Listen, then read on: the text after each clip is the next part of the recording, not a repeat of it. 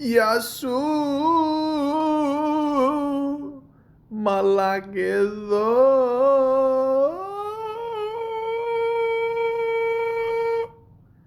Welcome to the Malaka podcast. Jim Carrey.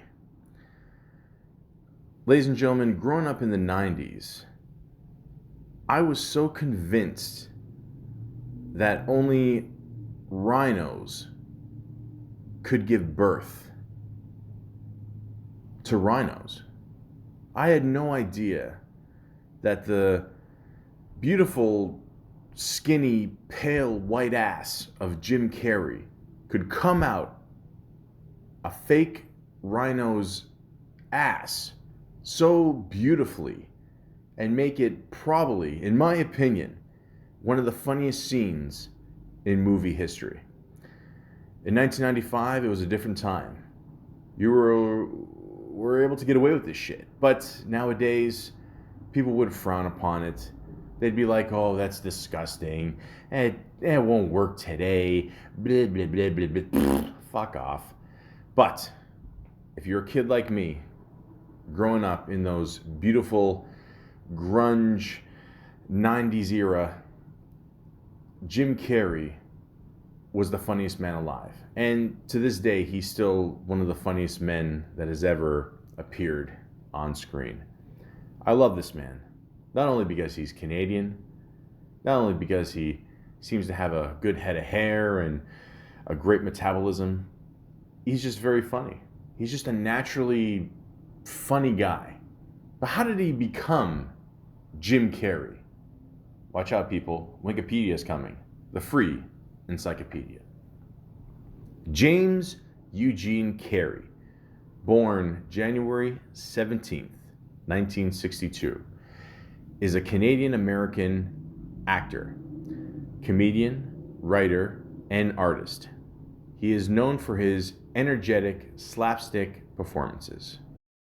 Carrey first gained recognition in America in 1990 after landing a recurring role in the sketch comedy television series In Living Color.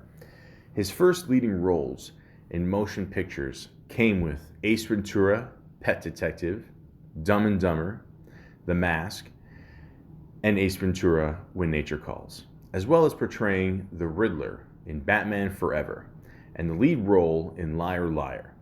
He gained attention starring in serious roles in The Truman Show and Man on the Moon, with each garnering him a Golden Globe Award for Best Actor. In the 2000s, he gained further notice for his portrayal of the Grinch in How the Grinch Stole Christmas, and for the comedy Me, Myself, and Irene, both in 2000, as well as Bruce Almighty, Eternal Sunshine of the Spotless Mind, for which he was nominated for a BAFTA Award for Best Actor in a Leading Role. Lemony Snicket's A Series of Unfortunate Events, Fun with Dick and Jane, Yes Man, Horton Hears a Who, and A Christmas Carol. In the 2010s, he starred in Mr. Popper's Penguins, The Incredible Burt Wonderstone, Kick-Ass 2, and reprised his role as Lloyd Christmas in Dumb and Dumber 2, 2 spelled T-O. Since 2018, he has portrayed Jeff Picario in the Showtime series Kidding, and is set to portray Dr. Robotnik,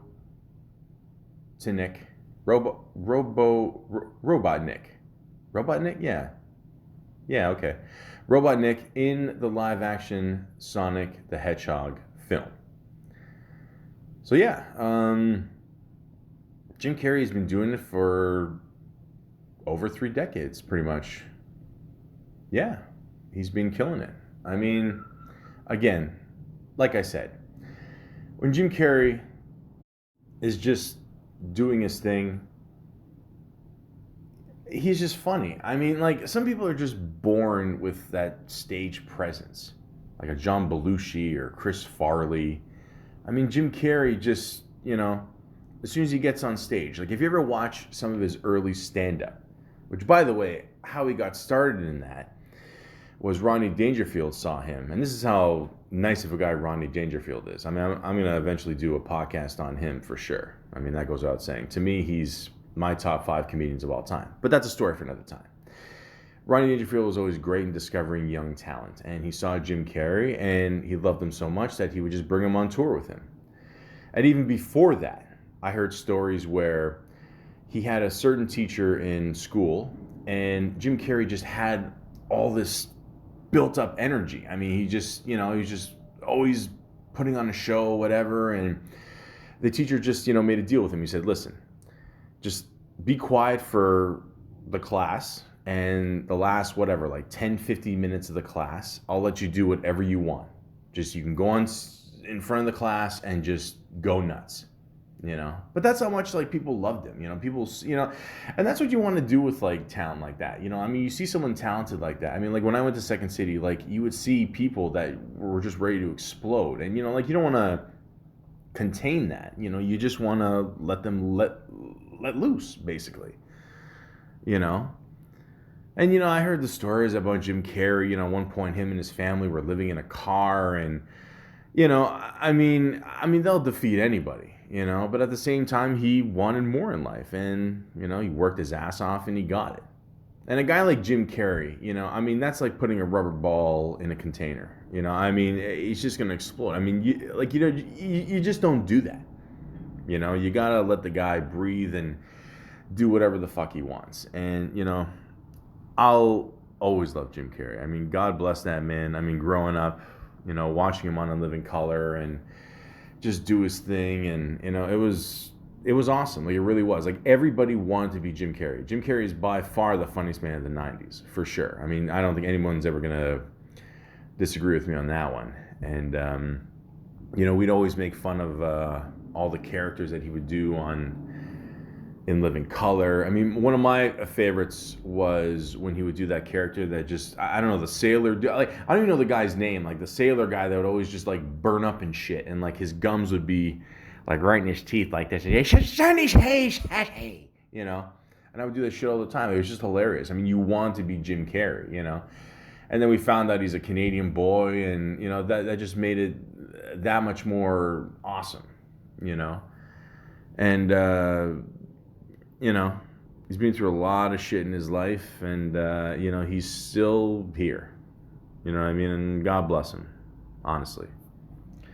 And there's so many random facts about Jim Carrey, too, that, even a lot of these I didn't know. But I would like to share with the 3 people that listen to this podcast. I think 3, I'm being generous. But let's just, I'm going to, I promise you by 2021, I'm going to get it up to 5. But let's just start off. Now, Blue Steel. I don't know what the fuck this means. Let's read on. Carrey claims that if his career in show business hadn't worked out, he would have most likely been working at a steel mill in Hamilton, Toronto.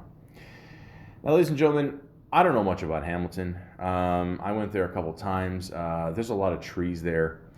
It's a very nice little small town atmosphere. Again, a lot of these small, it is a city. I get it. Okay, I don't want to get shit for that. I'm just saying in general, there's a lot of cities like this that are very small in Ontario.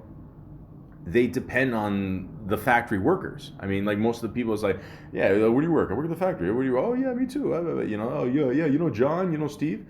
So it's a very small community, and yeah, it's a lot of these guys. Worst case scenario, you just work at the factory. My dad worked at a factory, for a long time. And, you depend on these dudes to make money for the city. So, yeah.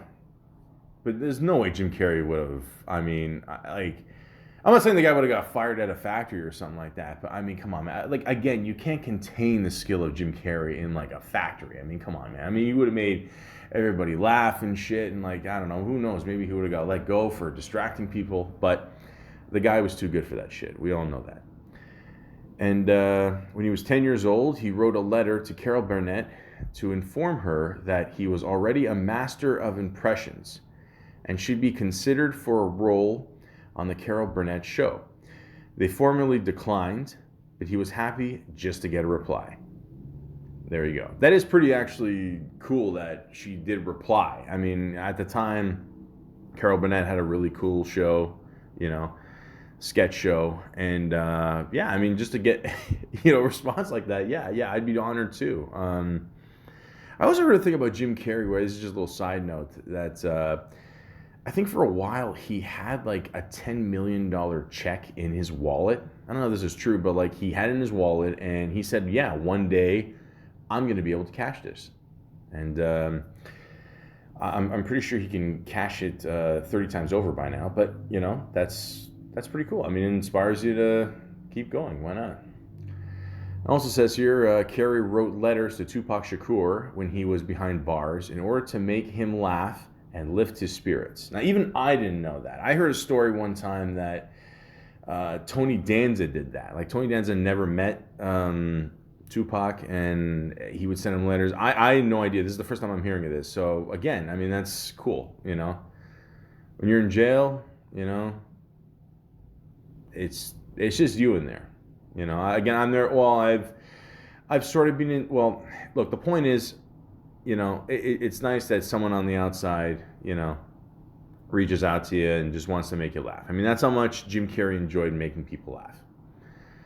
Carrey's father was supportive of his son and would drive him into Toronto so that his son could perform on stage for free to pursue a career that, in all likelihood, would go nowhere. Now, that's pretty cool. My dad's done a lot of shit for me. I remember one time my dad drove me, I think, like an hour and a half somewhere just so I could pick up some like magic shit. And not those stupid magic cards, like an actual magic shop, whatever. I don't know. It was, when you're a kid, you go through a lot of trends. You just want to make people laugh, even if it's with stupid magic. I shouldn't say that. Magic is cool. I'm just saying, like, you go through different phases. That's all I'm saying. And it was this cool little device I wanted. Anyways, I'm getting way off track here. The point is, he supported him. He did what he had to do. Even Jim Carrey said at one point, he said his father could have easily done what he did. Jim Carrey, obviously got a lot of his comedic talent from his dad, as a lot of us do. We get it from our parents, our family, our funny drunk uncles. It doesn't matter. I mean, we inspire from all these people around us, friends, family, it doesn't matter. So his dad played a very big influence in that. That's awesome. Carrey's first hit the stage at Yuck Yucks in Toronto, and intentionally he bombed, making him seriously doubt his ability to become a performer. But he kept at it and eventually owned his act, building his reputation and going from open mic nights to regular paid shows. Paid in beer, but still. Listen, when you're a struggling comedian, I mean, if someone buys you a meal after a show, that's, like someone giving you a big paycheck. It really is. I mean, a lot of these shows you do for free. You just want to get recognized. You want to get seen. You want to get shown. You want to get yourself out there, So keep that in mind for a lot of people that go to these open mics. If you see someone that's really funny, like buy them a drink, buy them a burger, buy them something, just to say thank you, or give them their props, whatever. It's a good feeling, I don't blame them for bombing up front. I mean, chances are, you're going to bomb up front, I'm not saying I was the best when I went up there, but, it wasn't the worst either. But at the same time, you learn from your mistakes. You learn what works. You learn what doesn't. And you know what? Worst case, you get paid in beer. Awesome. So, I said this before. Rodney Dangerfield, he's the fucking man. He helped Jim Carrey get on stage with him. He also helped a lot of other people. Jeff Foxworthy, Sam Kinison, Andrew Dice Clay, Roseanne, Tim Allen. It goes on and on and on. Rest in peace, Rodney Dangerfield. Thank you very much for bringing Jim Carrey up to the forefront. We miss you. Also, Dangerfield wanted to take Jim Carrey to Las Vegas, but Carrey decided to move to Hollywood where he would hit the real jackpot. Within a year, Carrey had a spot on The Tonight Show, which at the time was a golden ticket to fame and fortune. Now, ladies and gentlemen, you have to understand something. Back in the day, late night TV Johnny Carson, he would have comics on there. And if you were lucky enough to really do well, people would clap, hopefully, and then Johnny Carson would signal himself to you and just call you over to his couch. If you do that, guarantee you, your phone is ringing off the hook, and you've basically made your career. So it was a very big deal for him, like just even under a year to do that. I mean, that's how talented he was. I mean, some of these guys, they spend years doing open mics and whatever. So Jim Carrey obviously had a real talent. He really stood out, with all his impersonations and, just his, I mean, like, go on YouTube whenever you got the chance. Look at his older shit when he was on stage. Like, it was all in his face. I mean, his face just, like it showed, like, frustration, but at the same time, it was just so funny just watching him do his thing and just going nuts up there. And, like, he really just stood out, and people always remembered that.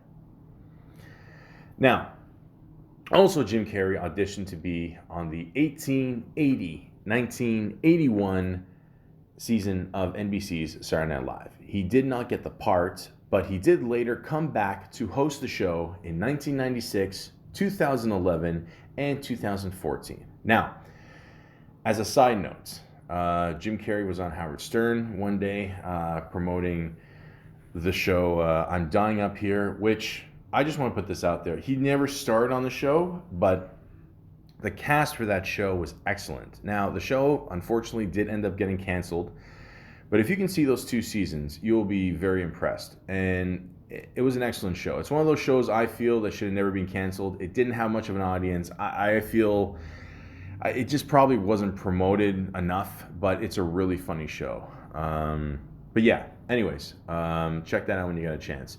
But he was on Howard Stern, and he said when he auditioned for Saturday Night Live, before he went into the building, he saw someone just jump to their death. And I mean, first of all, to see that, I mean, it's just, that's just crazy. But he said after he saw that, he said, I know I'm not going to get in Saturday Night Live. So just by seeing that, he saw it as like a sign or something, like he was not going to get it, So wow. Anyways, Jim Carrey's first wife, Melissa Woolmer, was a waitress at the Comedy Store, LA Comedy Club, where Carrey performed regularly. They have a child together, proving that he gave this waitress more than just a tip. Nice. Anyways, yeah, I mean, you always hear stories about that, like people just hooking up at work and stuff, and yeah, I'm not surprised. It's a small world. Jim Carrey's first lead role in a Hollywood production was in the short-lived TV sitcom The Duck Factory, in which he played Skip Tarkenton, a naive optimist who goes to Hollywood for a job and ends up working at a low-budget animation company where he had to draw a duck over and over and over. So Carrey's career tragically went from playing a cartoonist to actually cartoon. Now, I'm not gonna lie to you, I've never watched this show, I've never heard of this show. Yeah, I mean, well, obviously it couldn't have been that good. But yeah, I don't want to see Jim Carrey drawing a duck. I want to see him, being a duck. That's just me. Or, bending over with his ass and making a duck sound. Either way, that shit ain't gonna work for Jim Carrey. Sorry. Carrey got a role on the 1989 film Earth Girls Are Easy, which is where he met Damon Wayans, whose brother Keenan was creating In Living Color. Damon made an introduction, Carrey was cast, and a fire marshal was born. That was the guy's name, the fire marshal. I don't even know if he had a fucking name. I don't know. But anyways, he kind of looked like the Monopoly guy if he was, just on fire and someone put him out. But anyways, yeah. It was that easy. Again, I never saw Earth Girls Are Easy. First of all, they're not. Second, yeah, I heard the movie was okay. But yeah, In Living Color was definitely where he shined. So props to the Wayans brothers on that one for sure, for discovering Mr. Jim Carrey. 1994 was a huge year for Jim Carrey as he was cast in the lead roles of Ace Ventura, Pet Detective, The Mask, and Dumb and Dumber. All three films were commercial successes, and Carrey received a Golden Globe Award nomination for his role in The Mask, providing that sometimes it's not so bad being green. Again, I'm not writing these jokes. These jokes are horrible. The point is, yeah, that was an amazing year for Jim Carrey. I'm going to get more into that in a little bit, but yeah, all those movies are classics. After his divorce from Woomer in 1995, Carrey married his Dumb and Dumber co-star Lauren Holly. The marriage lasted less than a year. As rebound marriages go, it isn't that bad. Now, Lauren Holly back in the day, even now, she's a knockout. She was in some show. I forgot the name of the show. I just look up the picture. She shows up in this dude's bedroom. In one hand, she's got a chocolate cake. In the other hand, she's holding a Game Boy. Now, if that's not every kid's fantasy in the 90s, I don't know what is. So, yeah, yeah. Carrey received a then record $20 million to star in Ben Stiller's The Cable Guy, a dark comedy that confused audiences who expected the funny and wacky guy from Ace Ventura. Although the film made money, it was widely considered to be a massive failure. Fortunately, $20 million helps dry a lot of tears. I'm going to try to stop reading these jokes. The point is, yes, it's true. But yeah, again, I'm going to get more into that in a little bit. Was it his best movie? Carrey rebounded from The Cable Guy with Liar Liar and received his second Golden Globe Award nomination by playing a successful lawyer who builds his career with lies and becomes a better human once he learns to embrace the truth. Yeah, it was a good movie. I liked it. I'm a fan of Jennifer Tilly. What can I tell you? And she's also great on Family Guy as Bonnie. Bonnie, I just want to say that I think you're pretty awesome. Yeah. That was my Joe Swanson. Thank you. Anyways, Carrey was engaged to his Me, Myself, and Irene co-star Renee Zellweger from 1999 to 2000. I didn't even know that. I thought, yeah, I didn't know that. Carrey got a taste of what it's like to be a god in Bruce Almighty, playing opposite Jennifer Aniston and Morgan Freeman. Despite mixed reviews, the film grossed nearly $500 million worldwide and has since gained a cult following. Holy shit. I know.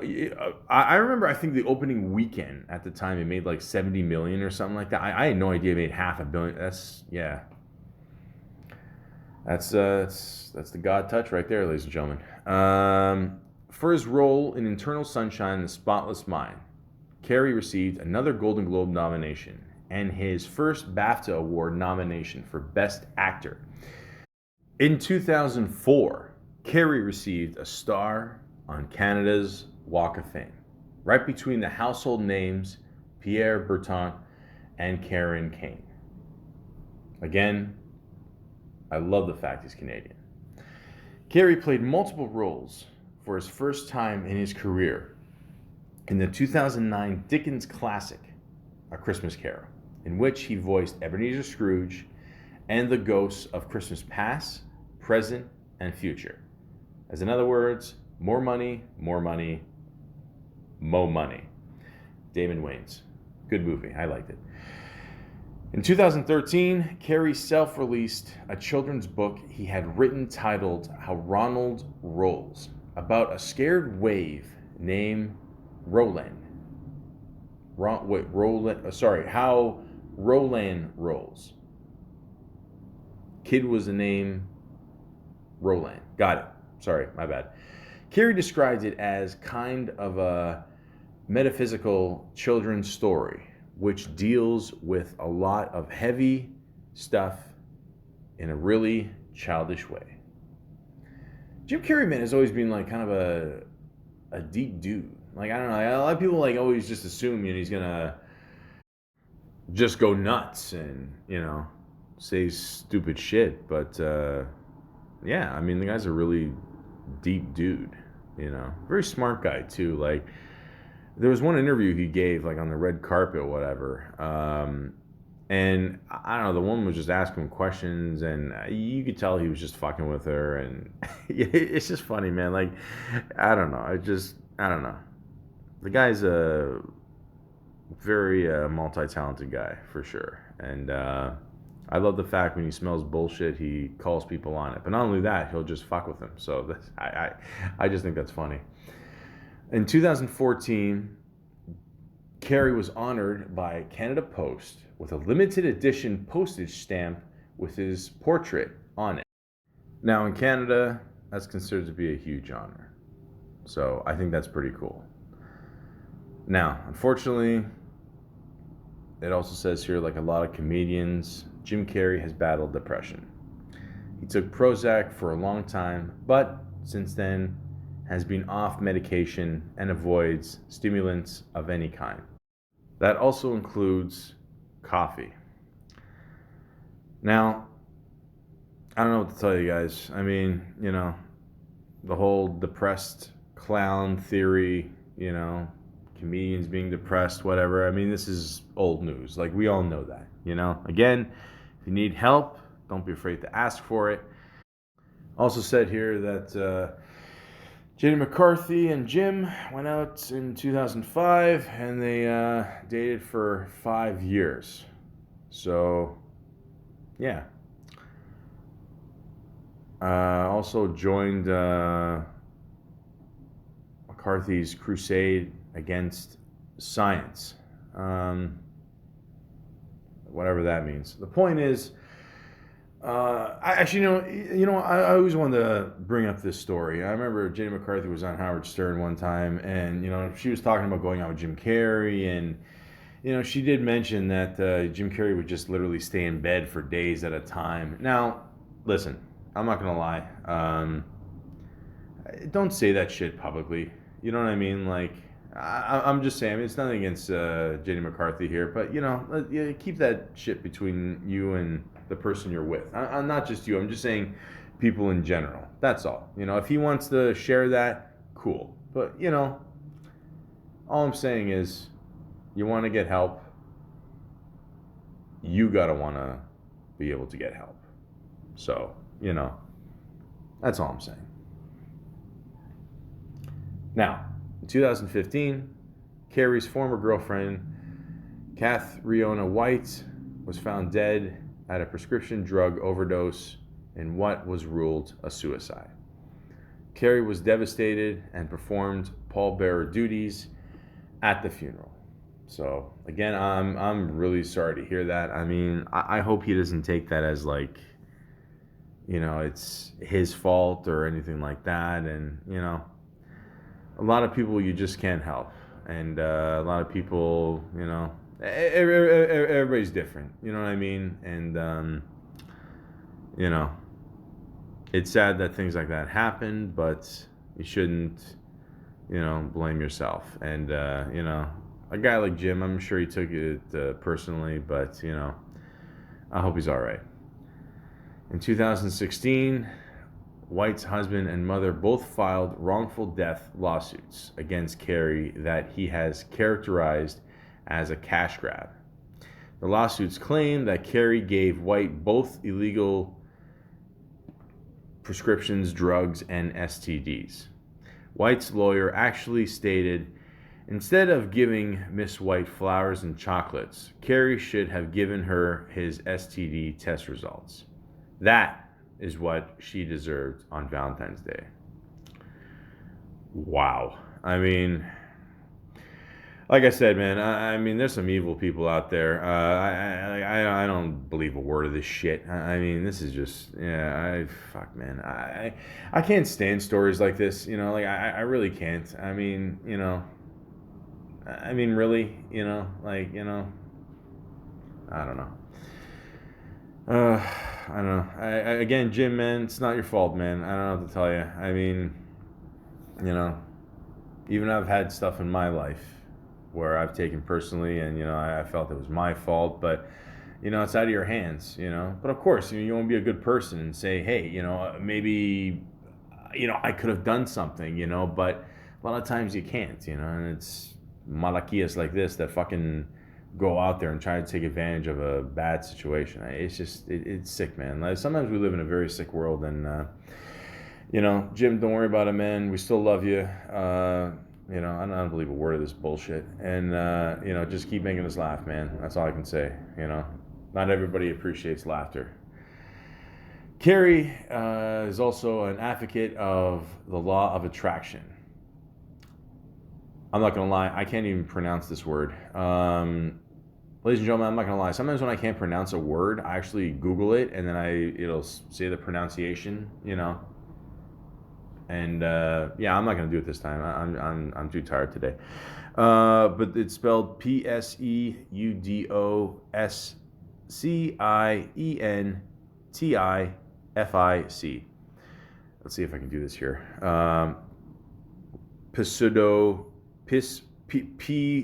Pseudo-scientific. Good enough. Theory that thinking about something hard enough will make it happen. Of course, the man visualized receiving a $10 million check 7 years before he actually received one for Dumb and Dumber. Now, I mentioned this before, so yes, I would have never used a big word like this, but yeah, But like I said before, I mean, you envision yourself doing something and you work your ass off at it, you'll eventually get it. I can't tell you the date and time, or even the year. But eventually it will happen. And like I said, a guy like Jim Carrey has done so much great stuff in his life. He deserves it. He deserves his success. Anybody that's a struggling comedian out there that just wants to do better for themselves. I've seen a lot of these dudes and dudettes.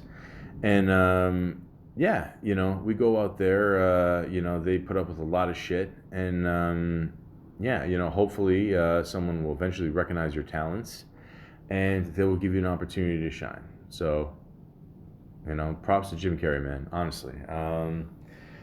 And yeah, like I said, he's produced a lot of good movies, some spots on TV shows. And if you give me a second or just a few minutes or maybe more, ladies and gentlemen, it doesn't matter. Like I said, I started off with 3 fans before this podcast. I think I'm down to only 1. Hi, Mom. How are you? And I'd like to talk about a little bit about Jim Carrey's resume, if I may. Now, the very first thing that Jim Carrey ever did was a show called The All Night Show. It just says here he did additional voices. I never heard of this. It aired between 80, 81. Hey, you gotta start somewhere. Then he did a TV movie called Rubber Face, where he played Tony Maroney. Wow. Wow. Okay. All I can say is this. Just Google Rubber Face with Jim Carrey, and it's weird. He's kind of got like an alfalfa hair sticking haircut, and wow. Again, ladies and gentlemen, I've said this before and I'll say it again. Sometimes you just look at a movie cover and you know it sucks. So it is what it gets better. Don't worry. All in good taste. 3.2 out of 10. Okay, yeah, never heard of this one. Copper Mountain, which is a TV movie. This is great, by the way. Like I always forget to mention this, but like obviously, like when you're a star back in the day and you're just starting out, you could be like a second, third, fourth, fifth person leading in, and they do a movie poster, and they have all the stars at the time, and of course the movie bombs like it always does. And then years later, someone in that movie becomes famous, and what do? They put that person's face on the cover. So this is a perfect example of it. Like, again, I've never seen this movie. I already know this is exactly what the fuck they did with this. So, like in the beginning, it looks like some kind of. I'm assuming this is some kind of movie about skiing or snowboarding. For some reason, in the '80s, these were really huge movies. People were obsessed with snow in the '80s. Not so much the ones that were on the mountains, but we'll talk about that another time. The point is, they just slapped Jim Carrey's face on there, smiling his ass off, and they're like, okay, you know what? People are going to think Jim Carrey's in it, and the whole time, and there you go. Also starring Alan Thicke. Love that dude. Your son's cool. Rest in peace, Mr. Alan Thicke. Yes. Next one. The Sex and Violence Family Hour. What the fuck is this? What the? Yeah, I got. Wow. Okay. Like if you look at the cover, it looks like a bad snuff film that everyone just forgot about. Okay. Buffalo Bill. It was a TV series. I guess he didn't have enough in Silence of the Lambs. I remember this actor. The guy with the Okay. Yeah, I never watched it.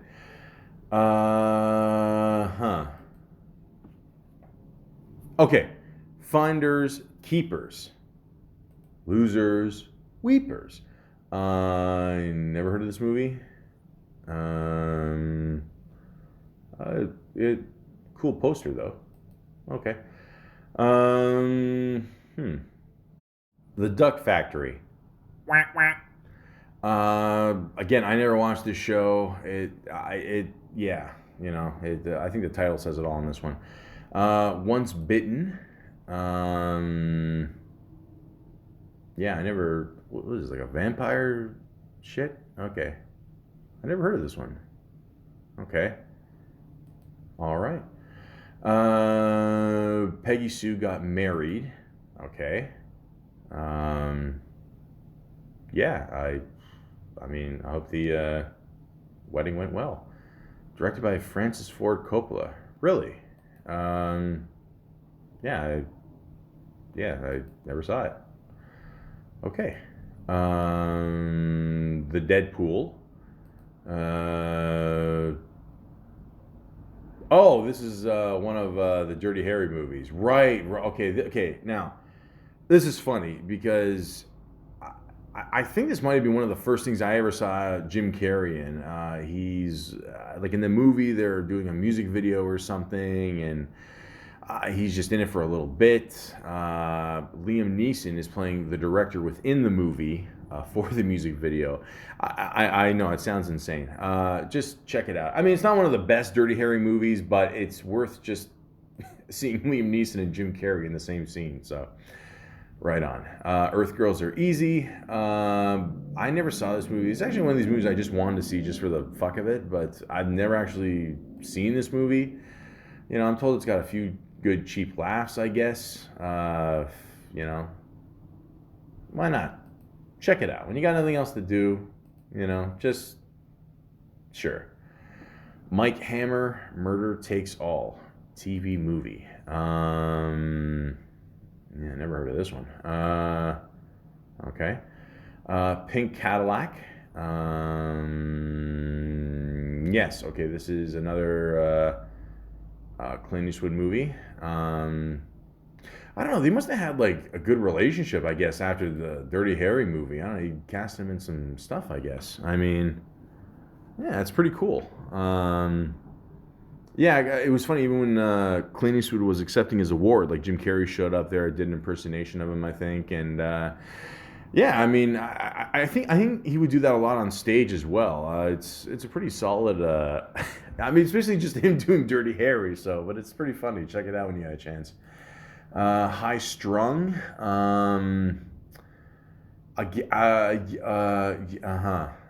Steve Odekirk. Oh, okay. I never heard of it. See, when you see something on IMDb that's a 6.8 rating, that means like it could be a decent movie. So I've never seen it. Maybe it is. I don't know. It says he played Death in the movie and he's uncredited. So he was never there. Never there.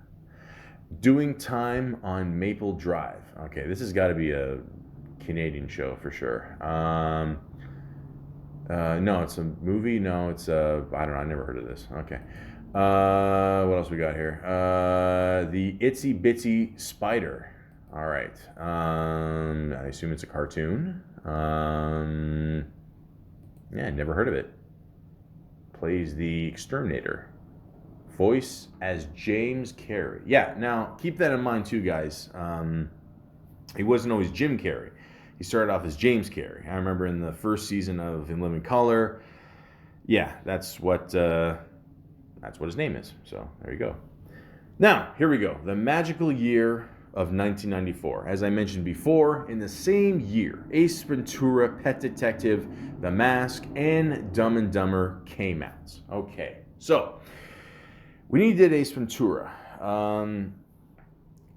I mean, there wasn't really that much expectation. I mean, people did not know what was going to happen after this movie. I mean, it was one of those movies just word of mouth. I mean, I knew Jim Carrey, obviously, one of the first times I saw him was on Living Color.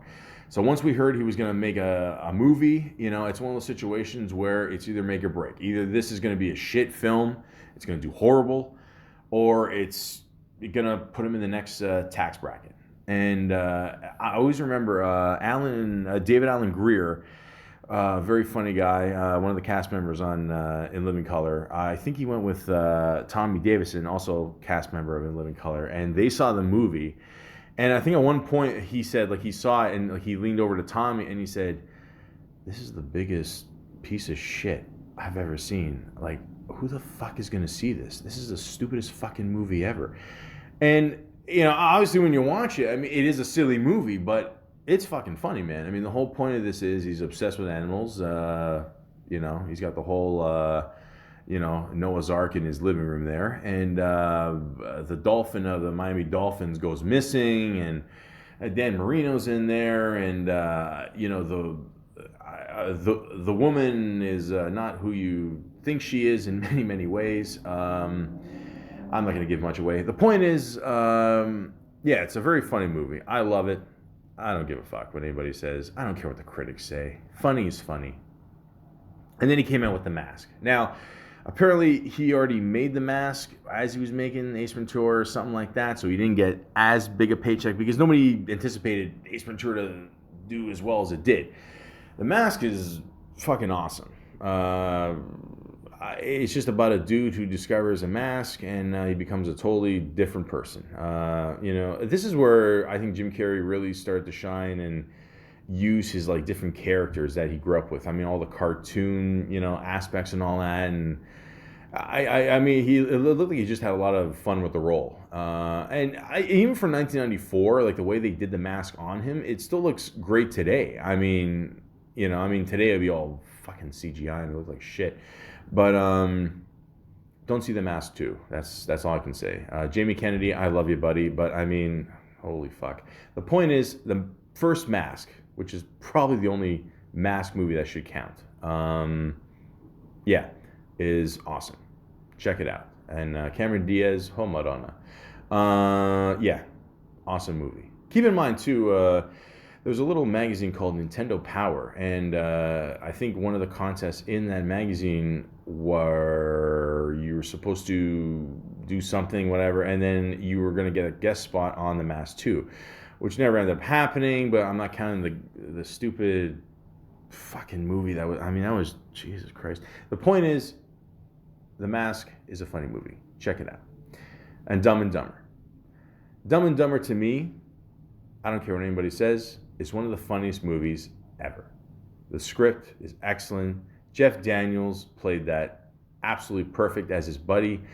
They even said that they didn't want another guy to try to outshine Jim Carrey or just be another comedic type and just go back and forth. They wanted a real actor. If you ever see Jeff Daniels in movies like The Lookout, Squid and the Whale, stuff like that. I mean, like, the guy's a really good actor, and yeah, he played this role perfectly. He wasn't like over the top or nothing like that. It was just funny. So it's about, two Malakias.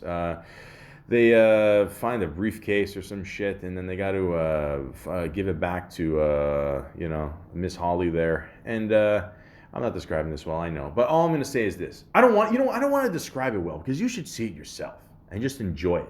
Okay, there's an unrated version out there. It's basically adding to other scenes out there. Cam Neely is in the movie. Just go see it. You will laugh your ass off. Okay, plain and simple. And here's a little side note. And I heard this story just recently, because I eventually want to do a podcast about shit. But we'll get to that later.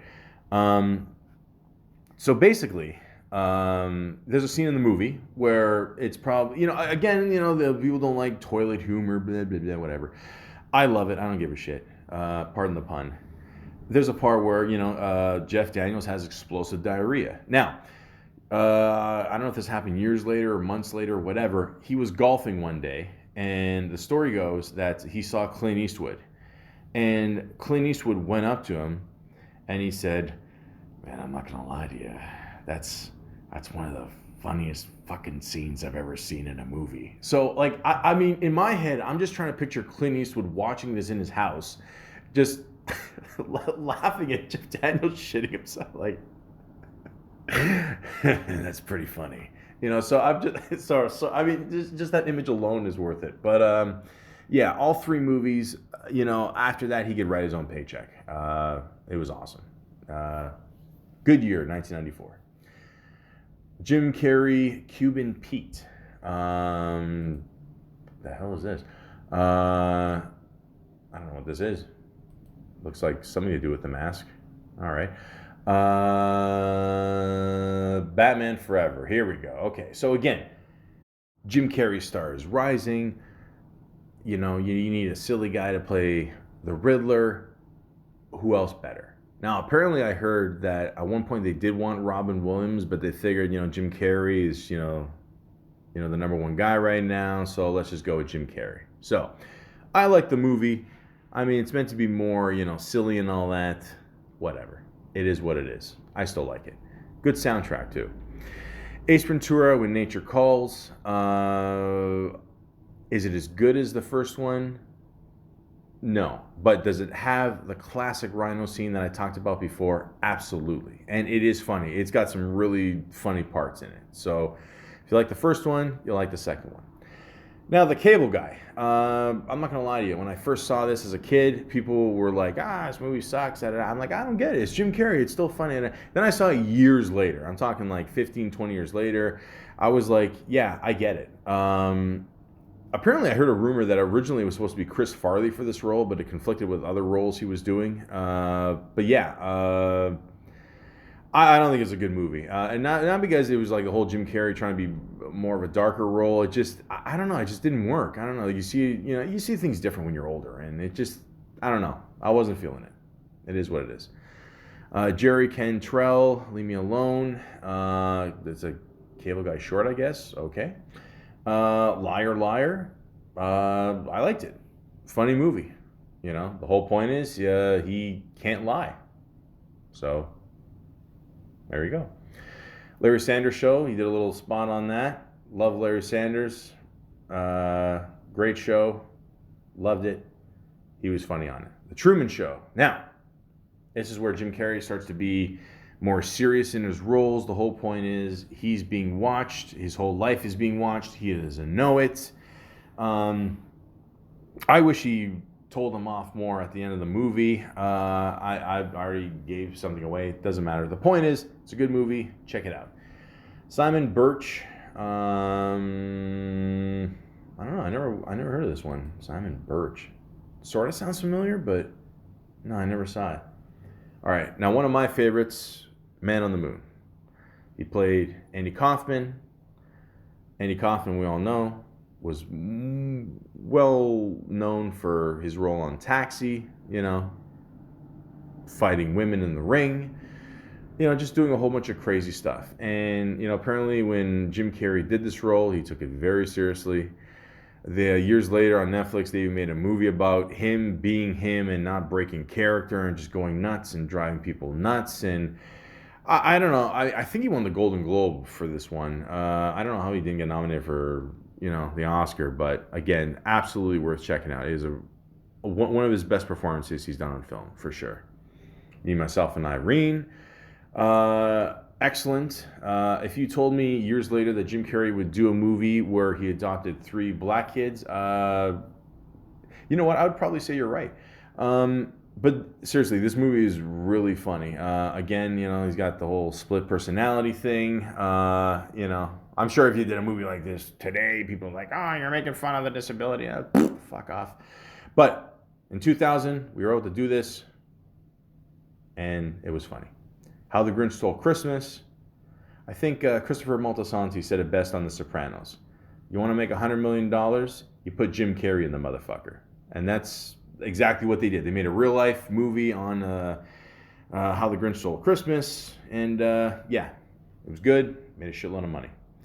And as I mentioned before, he was in In Living Color. Obviously, did all those great skits. One of my favorite skits he would do as well is when you play that guy in the background. Like you watch a news segment. I mean, and now they're all over the place on YouTube. But you watch a news segment, someone's interviewing someone, and then there's someone in the background just acting stupid, doing stupid moves, and he would. Jim Carrey was great. Like he would do everything. So yeah, definitely check out Jim Carrey doing his thing on In Living Color. And also one of my favorites is when he made fun of Vanilla Ice. For some reason, you get the DVDs. There's a lot of the music videos that they couldn't get the rights for. So thank God for YouTube, for someone just recording it on whatever, Fox FX, whatever. And, just putting all the shit on there. So either way, you can catch it. Now, The Majestic. Again, another more serious role. I'll be honest with you, at the time, I didn't like this movie. I thought it was kind of boring. I don't think it had much of a plot, so I don't know what to tell you. Bruce Almighty, talked about that before. Him playing God. Him and Morgan Freeman. Yeah, a funny movie. I liked it. Jennifer Aniston's in there too. Funny movie. I liked it. I remember seeing it in theaters. One of the biggest deals about this movie was I remember they advertised a real phone number in the movie, and the guy kept getting all these calls because people really thought they were calling God, and then they changed it later in the movie, and But anyways, funny movie. Check it out. The work of director Michael Gordry. Okay. I guess he did a guest spot for that. Okay, cool. Pecan Pie video short. I never heard of this. It says here, a man in his pajamas drives in a bed that moves like a car while singing Elvis Presley Pecan Pie. I gotta check that shit out after this. Okay. Eternal Sunshine of the Spotless Mind. Now, this is one of Jim Carrey's probably more popular roles over the years. Basically plays a guy who, apparently this was based on a real life story. I don't know if that's true, but he wants to forget all the memories of his girlfriend, and then he goes to some crazy scientist who ends up having sex with his girlfriend in his apartment while they're sleeping. I don't know. Anyways, the point is, wipes out all the memories of the girlfriend. Then he meets the same girl again, and then he's got to go through all this shit. Now, the images in this movie are really cool. That's what makes this movie really cool, in my opinion. Great story, great chemistry, between all the actors. I thought it was great. Excellent movie. So when you got a chance, check it out. A Series of Unfortunate Events, the video game. He also did the movie. Lemony Snickets. There you go. One day I will learn how to read, guys. A Series of Unfortunate Events. So the movie, the video game, voices there. I never saw this movie. I was told it was good. He kind of looks like Mr. Burns in this a little bit. So yeah, check it out. Fun with Dick and Jane. It's a remake of the original one. I didn't like this one. I'll be honest. I'm just being honest. Number 23, again, I saw bits and parts of this movie. This is him trying to do like a horror kind of thing movie. I wasn't feeling it. Horton Hears a Who. Obviously, good Dr. Zeus there. I never saw it. I heard it was good. Yes Man, didn't like it. I Love You, Philip Morris. I never saw it, but I heard it was good. The critics gave it a lot of good praise. Yeah. A Christmas Carol. I heard it was good. I've seen many different versions of this. I'm sure Jim Carrey did a good job with this one. Presidential Reunion. This is funny. He plays Ronald Reagan in Funny or Die, whatever it's called. Video there on the website. It's funny. A whole bunch of cameos in that one. I like it. Behind the Carol, the full motion picture experience. I guess that's a little background there of the movie. The Office, popular TV show, the American version. He did a little quick cameo in there. Funny. Mr. Popper's Penguins, I never saw that one. Did a little cameo in Drunk History and also in Drunk History Christmas.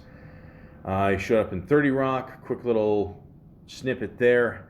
The Incredible Burt Wonderstone. Now, I'm not gonna lie to you, this movie was horrible. I'm sorry. I'm not gonna sugarcoat this, and you guys know how much I love sugar, but this has no redeeming factor whatsoever. Cold Dead Hand with Jim Carrey. This is funny. Okay, another Funny or Die clip. When you watch it, it's a really weird cameo with Sean Penn there. But yeah, it's just him doing a Charlton Heston song as Charlton Heston. It's funny. I like it. Kick-Ass 2, not as good as Kick-Ass 1, but Kick-Ass 2 is alright. He's a superhero in that one. Anchorman 2, he's in that, plays the classic nice Canadian anchor. Probably one of the most biggest epic fights in movie history.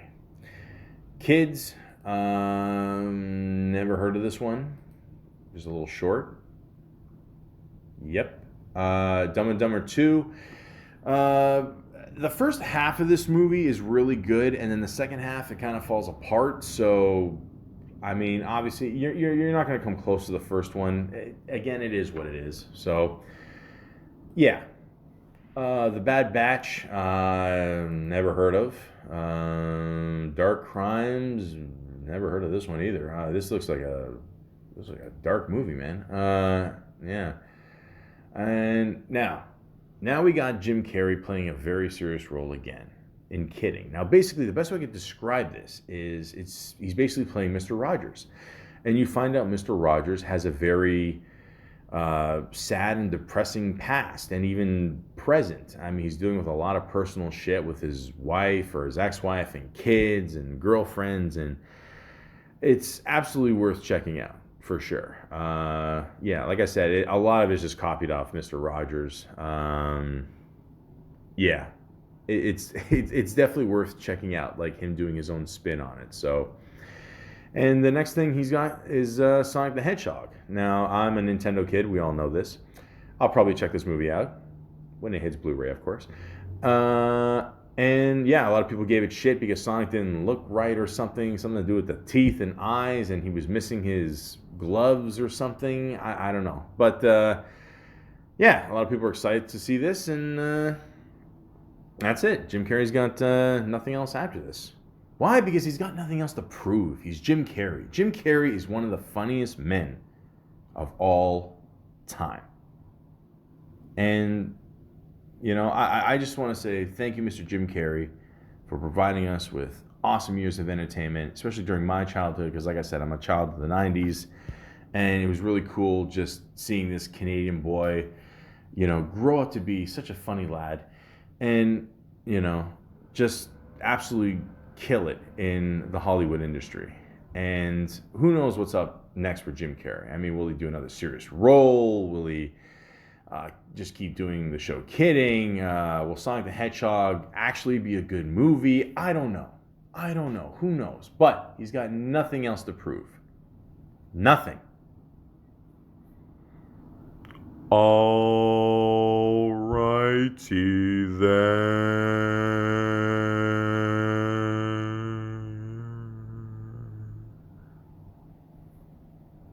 Nothing. He's got absolutely nothing to prove. And I just want to say, Jim Carrey, I love you. Thank you very much for all the years of entertainment. And when someone asks me who is one of the funniest Canadian boys of all time, I always say Jim Carrey.